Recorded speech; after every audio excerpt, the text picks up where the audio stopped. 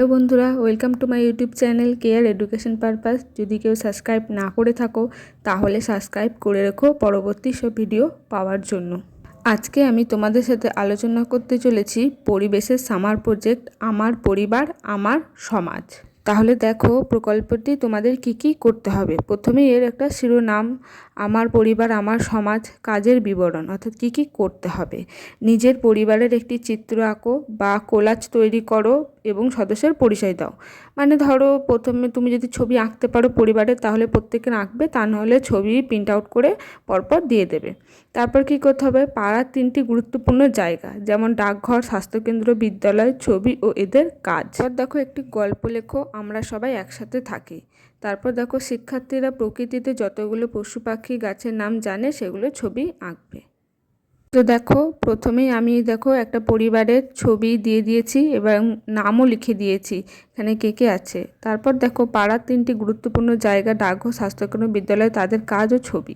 প্রথমে দিয়েছি দেখো ডাকঘর, ডাকঘরের ছবি। তারপরে দেখো ঘরের কাজ।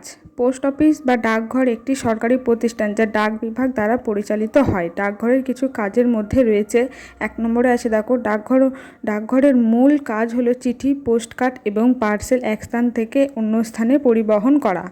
2, মানি অর্ডার গ্রহণ এবং বিতরণ করা। 3, পোস্টাল স্ট্যাম্প বিক্রি করা। 4, কিছু দেশে ডাক কর্তৃপক্ষ সেভিংস অ্যাকাউন্টের কাজ করে এবং পাসপোর্ট অ্যাপ্লিকেশনও গ্রহণ করে।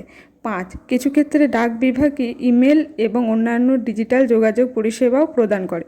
6, ডাক বিভাগের কর্মীরা বিভিন্ন স্থানে চিঠি ও পার্সেল পৌঁছে দিতে কাজ করে, যেমন গ্রামীণ ডাকসেবক। তো এই গেল টোটাল ডাকঘরের কাজ। এরপর আছে দেখো স্বাস্থ্যকেন্দ্রের ছবি। এরপর দেখো স্বাস্থ্যকেন্দ্রের কাজ অর্থাৎ বিভিন্ন দিকে যে কাজ সেটা। রোগ নিরাময় ও চিকিৎসা। স্বাস্থ্যকেন্দ্রে ডাক্তার ও অন্যান্য স্বাস্থ্যকর্মীরা রোগ নির্ণয় করেন এবং প্রয়োজনীয় চিকিৎসা প্রদান করেন। তারা সাধারণত অসুস্থতা, সংক্রমণ, আঘাত এবং বিভিন্ন রোগের চিকিৎসা করেন। এটা হচ্ছে পুরো 1 নম্বর পয়েন্ট। তারপরে 2 আছে দেখো প্রতিরোধমূলক স্বাস্থ্যসেবা। স্বাস্থ্যকেন্দ্রগুলি স্বাস্থ্য সচেতনতা বৃদ্ধি, টিকাদান, স্বাস্থ্য পরীক্ষা এবং অন্যান্য প্রতিরোধমূলক কার্যক্রমের মাধ্যমে রোগ প্রতিরোধের চেষ্টা করেন। এই গেল পুরো স্বাস্থ্যকেন্দ্রের কাজ। এরপর আছে দেখো বিদ্যালয়ের ছবি। তারপর দেখো প্রাথমিক বিদ্যালয়ের কাজ। প্রাথমিক বিদ্যালয়ের কাজগুলি হলো, 1 আছে দেখো শিশুদের মৌলিক শিক্ষা প্রদান, পড়া, লেখা, হিসাব এবং সাধারণ বিজ্ঞান ও সামাজিক জ্ঞান শেখানো। 2 আছে দেখো সামাজিক ও মানসিক বিকাশ, শিশুদের দলবদ্ধভাবে কাজ করতে শেখানো, অন্যদের সাথে ভালো সম্পর্ক তৈরি করা এবং নিজেদের আবেগ নিয়ন্ত্রণ করা। 3, শারীরিক বিকাশ, খেলাধুলা এবং শারীরিক কার্যকলাপের মাধ্যমে শিশুদের শারীরিক স্বাস্থ্য রক্ষা করা। 4, সৃজনশীলতা বৃদ্ধি, গান, নাচ, ছবি আঁকা এবং অন্যান্য সৃজনশীল কার্যকলাপের মাধ্যমে শিশুদের সৃজনশীলতা বৃদ্ধি করা। 5, ভবিষ্যতের জন্য প্রস্তুতি, শিশুদের পরবর্তী স্তরের শিক্ষার জন্য প্রস্তুত করা। এই গেল বিদ্যালয়ের কাজ। তারপর দেখো আছে আমরা সবাই একসাথে থাকি, এটার উপর একটা গল্প। তো দেখো আমি এখানে একটা নিজে লিখেছি, তো সেটা আমি তোমাদের বুঝিয়ে বলে দিই। পাড়ার একটি পূজা মণ্ডপে পূজার আয়োজন করা হয়েছে। সেখানে পাড়ার প্রত্যেক সদস্য উপস্থিত আছেন। বয়স্করা যে যার মতো বসে বসে গল্পগুজব করছে, বড়রা পুজোর আয়োজন করছে আর ছোটরা হুড়োহুড়ি করছে। মণ্ডপে আরও অন্যান্য অচেনা ব্যক্তিরাও এসেছেন পুজো দেখতে। এখানে মানুষের একে অপরের ওপর নির্ভরশীল, সহানুভূতিশীল প্রকাশ পায়, মানুষের আবেগ, ভালোবাসা ইত্যাদি জাগ্রত হচ্ছে। তোমরা এরকম আরও অনেক ঘটনা লিখতে পারো যেখানে তোমরা বুঝতে পারবে যে আমরা সবাই একসাথে থাকি।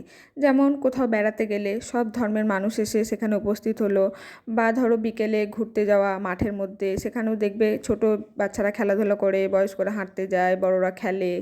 তারপরে ধরো কোথাও সকালে মর্নিং ওয়াক। তো এই সব ঘটনা, ইনসিডেন্ট তোমরা একটা লিখতে পারো গল্পের আকারে, যেখানে তোমরা বুঝাতে পারবে যে আমরা সবাই একসাথে থাকি। এই গল্পটি আসলে একটি সমাজের চিত্র যেখানে মানুষ একে অপরের সাথে জড়িত এবং তাদের জীবনযাত্রা একে অপরের ওপর নির্ভরশীল। গল্পটি আমাদের শিক্ষা দেয় যে আমরা সবাই এক এবং আমাদের উচিত একে অপরের সাথে ভালো সম্পর্ক বজায় রাখা। এটা যে কোনো গল্প লিখে তার নিচে তোমরা এটা লিখে দিও যাতে এটা বুঝতে পারা যায়। এরপর তোমাদের কি লিখতে হতো দেখো, যে শিক্ষার্থীদের জানা কিছু পশু পাখি গাছের নাম তারা জানে তাদের ছবি আঁকবে। তো অত ছবি তো দেওয়া সম্ভব না, তো তোমরা যারা যেই গাছগুলো বা পশু পাখি সহজে আঁকতে পারবে সেই কটা এঁকে দিও। আমি এখানে দেখো কিছু পশুর নাম দিয়েছি, গরু, ছাগল, ভেড়া, কুকুর, বাঘ, হরিণ, হাতি, বানর ইত্যাদি। আর কিছু পাখির নাম চড়াই, বুলবুলি, ঘুঘু, কোকিল, শালিক, বক, পায়রা ইত্যাদি। তো তোমরা যেটা মন সেটাই লিখো। তো এই হলো তোমাদের পুরো প্রজেক্ট, আমার পরিবার আমার সমাজ। তো আজকের ভিডিওটা এই পর্যন্তই। যদি ভিডিও ভালো লাগে তাহলে একটি লাইক করে পাশে থেকো, আর যদি আরও অন্য কোনো টপিক চাও আমাকে কমেন্টে জানিও।